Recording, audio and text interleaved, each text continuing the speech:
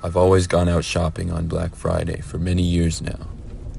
But 2 years ago was by far the scariest experience I've ever had. It was Thanksgiving Day, and I was excited to go buy a new TV. I was planning on going to Target for a big sale they were having on electronics, and they were opening at 6 p.m. on Thanksgiving night. I was at my parents' place, and they had over quite a few of our family members from my mom's side of the family. I chatted with all of them, and then had dinner with everyone. Then I left their house to Target to go buy a giant TV. I arrived at Target about 20 minutes before they opened. I saw that there was already a decent-sized line of people waiting to get inside. It wasn't too long, though, and I figured I still had a decent chance of getting the TV I wanted. I got out of my car and went to the back of the line, and as I did, I saw a few other people get in line behind me. I waited in line for the remaining minutes until I saw the doors to Target being unlocked. I watched as people started to go inside, then I walked quickly with everyone else, and once I got inside, I made a beeline for the electronics department.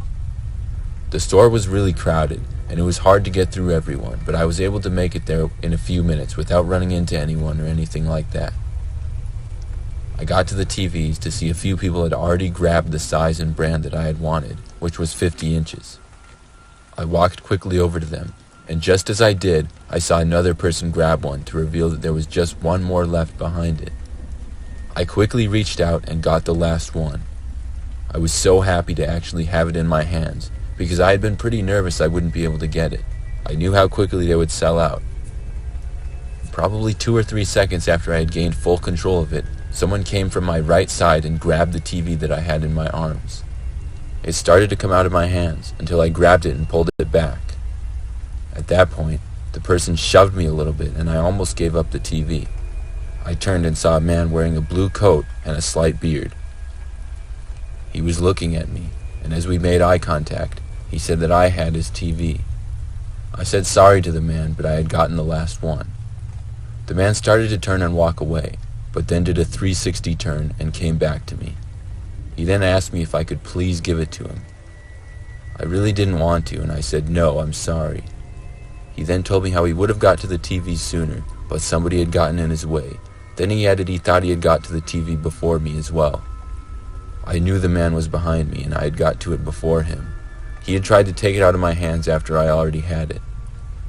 I didn't want to cause a scene, but I wasn't going to give up the last TV to him, so I told him sorry one last time and started towards the check lanes. The man followed me all the way there, trying to reason with me. The more we walked, the angrier he became.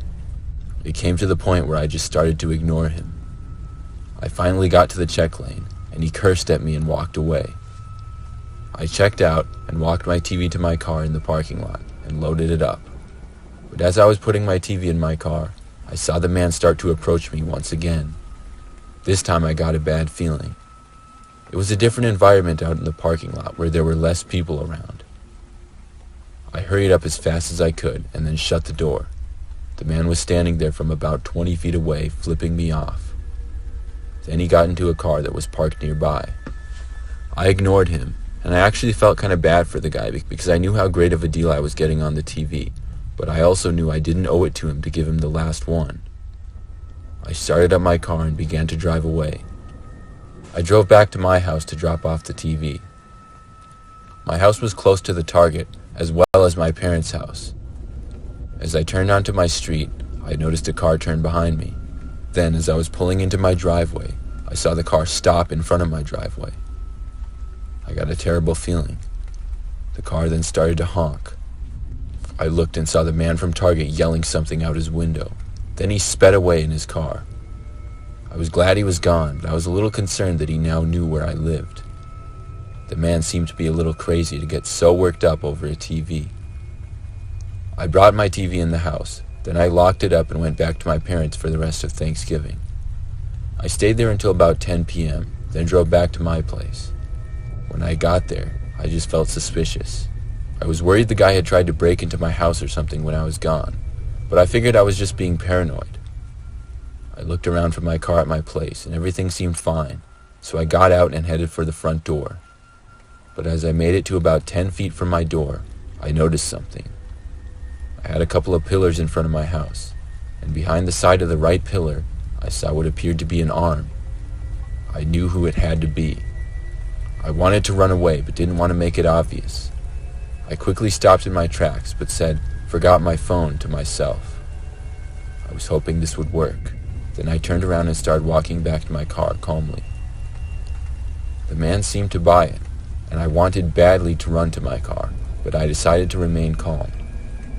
I didn't hear or notice the man moving at all, but when I reached about 10 feet from my car, I couldn't take it anymore. I broke into a sprint and ran the rest of the way. As I had reached my car, I heard the man now running after me. I got inside quickly and drove away as fast as I could. As I did, I felt something hit the car. It seemed like a rock. I drove back to my parents' place and told them everything. There was a decent-sized dent in the side of my car. I stayed there for the night, and we called the police as well. However, I don't believe the man was ever caught, but at least I never did hear from him again.